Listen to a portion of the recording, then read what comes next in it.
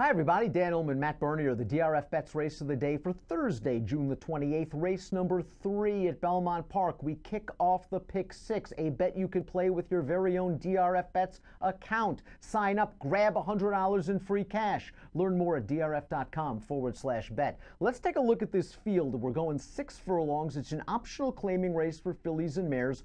Only a field of 5. You can access free formulator past performances on the Race of the Day event page at drf.com. Download them, handicap along with us. We'll take the field in post-position order, Matt, beginning with the morning line favorite, the number 1, Your Love, 6-5 for Javier and Chad Brown. We haven't seen this filly in over 200 days. Yeah, a little bit of a concern there. You've always got to deal with the layoff, but it is good to know that Chad is very, very good with this sort of move coming off such a long layoff. The second place finish in that safely kept. She never threatened for the win, burned one by open lengths in that spot, but she is the horse to beat from a speed figure standpoint. There's really no question about it. And she's so lightly raced that I think you can expect a forward move here in the first start as a 4-year-old.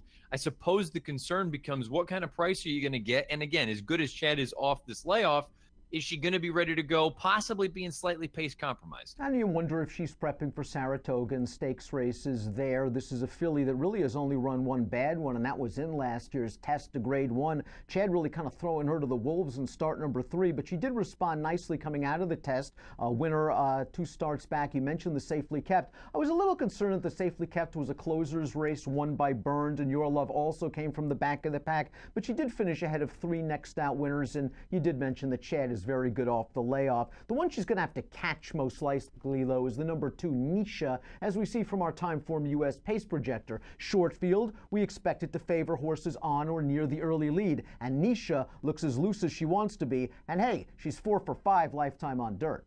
And you know, this is one of those instances, you brought it up, it's a short field. I think if I'm Jose Ortiz, you need to be a little bit more aggressive. And I know it sounds a little counterproductive, especially when you see that blue bar indicating favoring the horses on or near the early lead. But I feel like your best asset is your speed. So if you try to blow this thing open early, I think that's the way you do it. She's a horse that, okay, I don't want to say she's disappointed in a few spots or when she's been tested, but I like the fact that she's versatile. She can run on turf, she can run on dirt, heck, she can run on synthetic as well.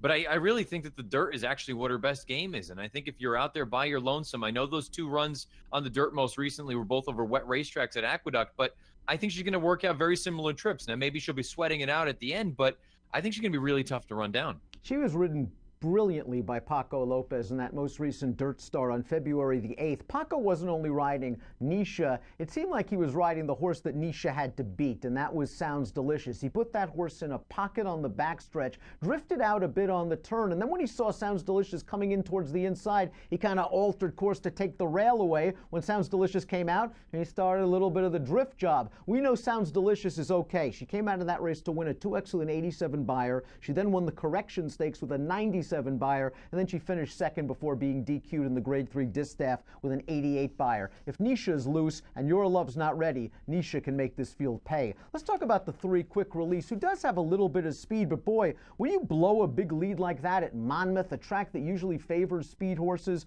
I'm a little bit concerned. I do realize that the horse that beat her was odds on. You know, the problem with a horse like Quick Release, you're right, she has a little bit of speed, and I suppose that could put her in a pretty good position if you believe Nisha, for some reason, can't go on with it. But at the end of the day, she's just kind of slow. Through 20 lifetime starts, she's never earned a buyer better than 77. I'll be absolutely blown away if a 77 is good enough to win this race on Thursday. Jeremiah Engelhardt has the speed, and Nisha, and he might have the best closer in the 4, Liz Mimi, who scored last time out with an 85 buyer speed figure. Got a really good trip near the back of the pack, swung widest, and then ran down Cozy Spring. A nice speed horse that came back to run second against fellow statebreds in the Danson Resnay Stakes with an 87 buyer speed figure. Now, this mare earlier in her career, she was a bridesmaid. She seems to have figured it out. You have to be a little bit concerned about that pace scenario that Timeform threw up. Certainly, I think that's something you have to factor in. I suppose it is a little bit interesting and heartening if you do like this horse, though. 2 starts back at Gulfstream, you can see Timeform US had all of those fractions color-coded blue, meaning it was a slow pace, and she wasn't that far out of it. You know, at the second call, she was only a length and 3/4 off of it. So I wonder if Manny Franco's job is to get her into it a little bit earlier and make sure that she's not having to run basically at the same time as Your Love, because if you're going to start at the same time, I don't think you're good enough to win.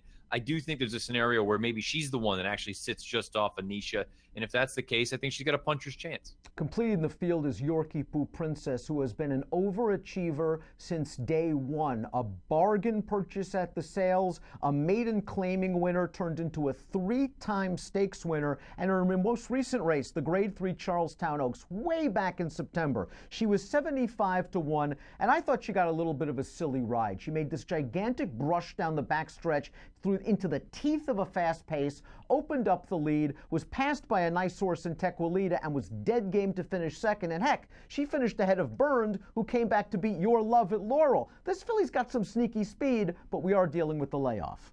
Yeah, it's going to be interesting to see where Junior Alvarado eventually positions her. Do they try to go up there from the outside and push things early on like they sort of did basically in that Charlestown Oaks, or are they going to be content off the layoff? Let's try to sit and relax a little bit and come with a little bit of a run. I think she's okay. You made mention. I'm not going to sit here and bash a horse that's a total overachiever. But, I mean, also, there's a part of me that is just, it's stuck in my head that early on as a 3-year-old, people were thinking of her as an Oaks horse, and she was never really a Kentucky Oaks contender. And she's an honest horse. She'll show up. She'll outrun her odds in certain instances. I'm going to be interested to see what kind of role she plays in this race. I don't like her, but she could throw a little bit of a wrinkle if they choose to use that speed. Let's take a look at our top picks for Thursday's DRFBets Race of the Day. You're going with the speed. Nisha, Jose Ortiz, Jeremiah Engelhardt. Again, she's won 80% of her dirt starts.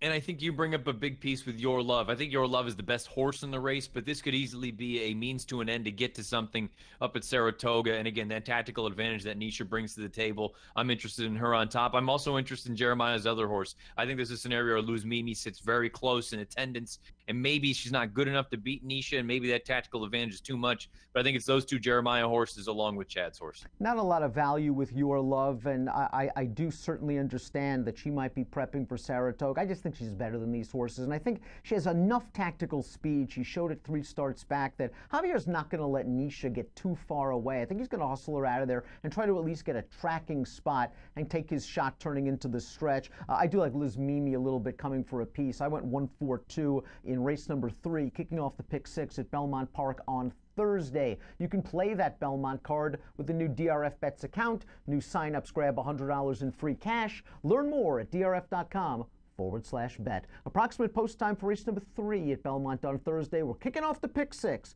2:42 Eastern. Good luck.